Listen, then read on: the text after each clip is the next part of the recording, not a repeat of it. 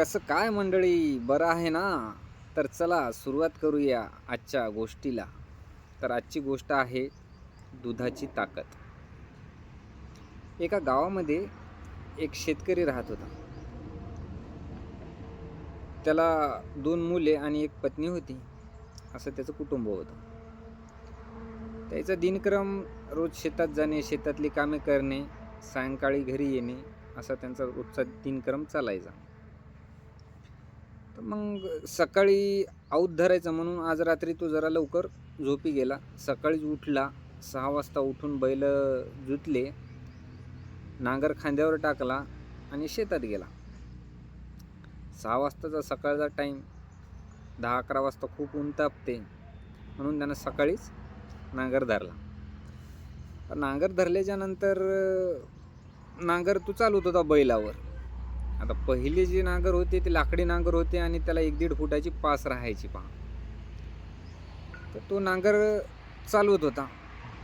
तर नांगर चालू असताना त्याला एक गोटा लागला खाली जमिनीमध्ये. आता गोटा लागल्याच्या नंतर त्या नांगराने तो गोटा बाहेर निघाला. बाहेर निघाल्याच्या नंतर त्यानं तो गोटा काय केला, त्या नांगरावर बांधला, म्हणजे जास्त ताकद लागू नये नांगराला.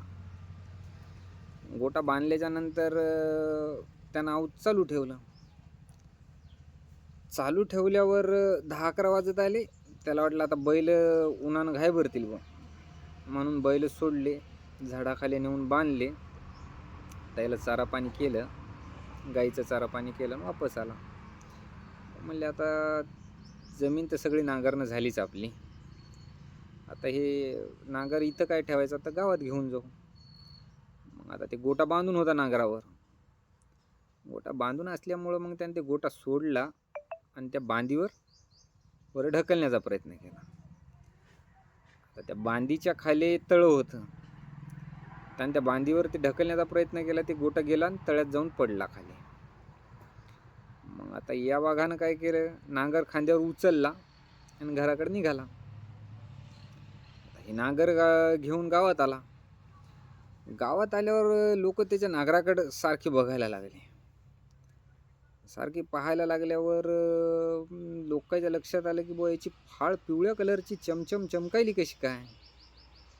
म्हणून एका बुड्यानं त्याला थांबवलं तिथं. त्याला विचारलं की बाबा हे नांगराची फाळ कुठून आणली. मग त्यानं लक्ष दिलं तर पाहतो तर काय, फाळ सोन्याची झाली होती. ते म्हणे बाबा हे तर फाळ सोन्याची झाली सारखी दिसत आहे म्हणे. मग त्यानं ती फाळ घेऊन ते सोनाराच्या दुकानात गेलं.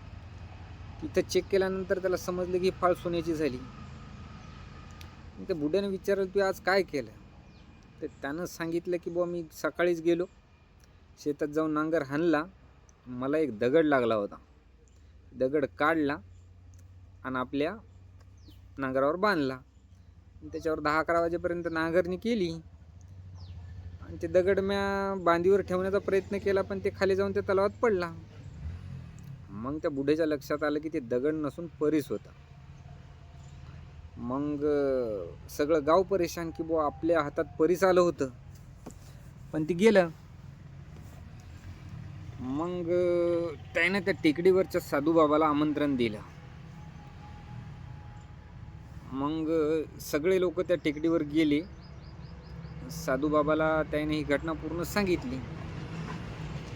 तर साधू महाराज अंतर्यामी, त्यानं सांगितलं की बुवा ती परीस बाहेर निघते तलावाच्या, फक्त तुम्हाला एक काम करावं लागते, मी सांगतो तसं करावं लागते. मग गावातले सगळे लोक म्हणले की बुवा ठीक आहे, तुम्ही सांगा कसं काय करायचं काय नाही. नाही, ही गुपित गोष्ट आहे म्हणले, ही मी फक्त त्या शेतकऱ्यालाच सांगणार. मग गावाले म्हणले ठीक आहे, सांगा त्याला. मग त्यानं शेतकऱ्याला बोलवलं जवळ आणि त्याला सांगितलं की आता तुझ्या घरी जी गाय आहे ते गाय काही दिवसात जनते. ती जनल्याच्या नंतर तिला गोरस होते, असं त्या साधू महाराजानं त्या शेतकऱ्याला सांगितलं. आणि त्या गोऱ्याचं पालनपोषण तुला लई लक्षपूर्वक करावं लागणार आहे. तर शेतकरी म्हणला की बुवा ठीक आहे, मी सोय करतो त्याची, सोयीचा विषय नाही म्हणले साधू महाराज.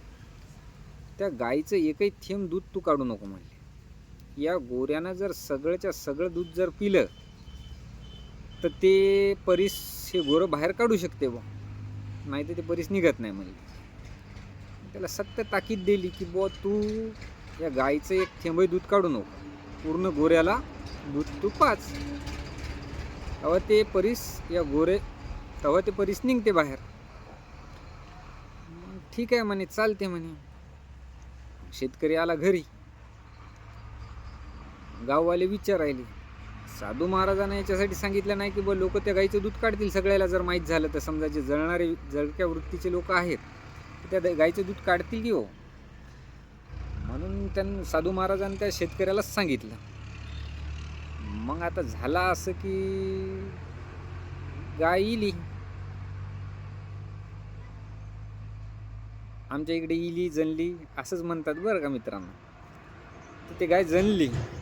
जनल्याच्या नंतर मग त्यानं दिलं, त्या गायीने दिलं गोरं. आता हे पूर्ण दूध त्या गोऱ्याला पाजू लागला शेतकरी. मग दिवसामागून दिवस जात होते. मग आला पोळ्याचा सण.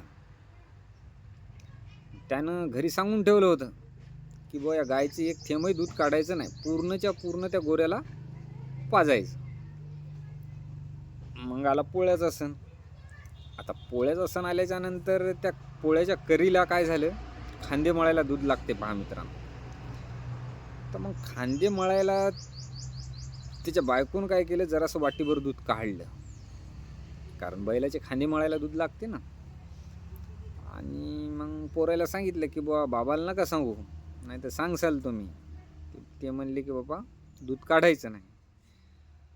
मग त्याच्या बायकोनं दूध काढल्या, थोडंसं वाटीभर दूध काढलं त्याच्या बायकोनं बैलाचे खांदे मळायसाठी.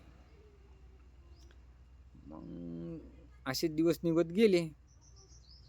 असे दिवस निघून गेल्याच्या नंतर मग गाय आटली, म्हणजे तिनं दूध देणं बंद केलं. गाय आटली. गाय आटल्याच्या नंतर मग ते दिवस आला की बुवा आता हे तलावात गोरं सोडायचं. शेतकऱ्यानं काय केलं, धांदी आणल्या. त्या गोऱ्याच्या पोटाला धांदी बांधल्या. गोरं तलावात सोडलं. आता गोरं तलावात सोडल्याच्या नंतर ते गोरं चाललं खाली. पण ते जरासं हितभरच अंतर राहायला की ते गोराचा दम तुटायला, ते गोरं वापस वर यायला. पुन्हा लोक सोडायले. पुन्हा ते चाललं, त्या परिसापर्यंत चाललं. त्याचा पाय लागायला त्या परिसाला, पण ते त्याचा दम पुरण. असं 2-4 वेळा झालं. गोरं हाबूत झालं. लोक म्हणले बाबा ठीक आहे, आज गोरं हाबूत झाला, आपण उद्या पाहू.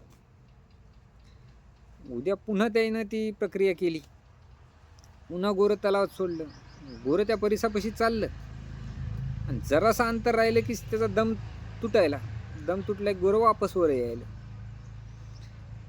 मग लोकायला भला राग आला की बा साधूनं आपल्याला खोटं सांगितलं बा, आपली एवढी मेहनत वाया गेली.